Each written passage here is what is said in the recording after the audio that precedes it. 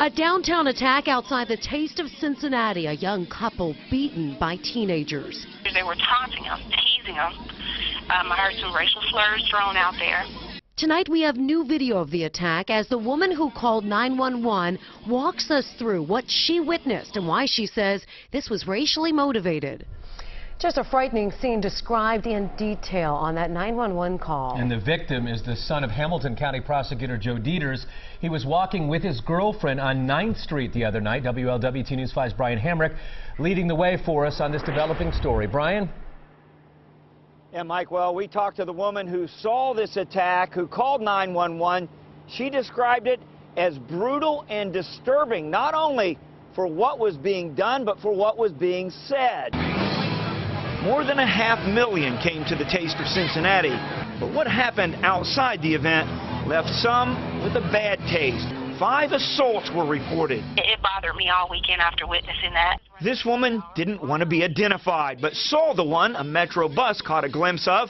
The man on the ground is John Deters, son of Hamilton County Prosecutor Joe Deters, attacked by a group of teens. They hit the guy, and he was on the ground in a fetal position trying to cover his face and his head.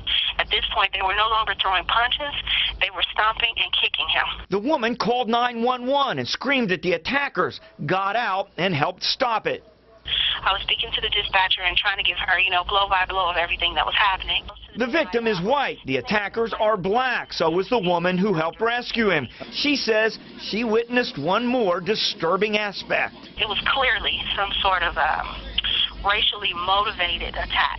That was quite obvious in the slurs that were being thrown out. Event organizers sent a release pointing to perspective. A total of 18 arrests on site, all minor offenses with 550,000 people attending. Was our Taste of Cincinnati a particularly bad event? No, it wasn't. We've had worse years at Taste of Cincinnati, quite frankly, and the adjustments that have been made to this year's event show that.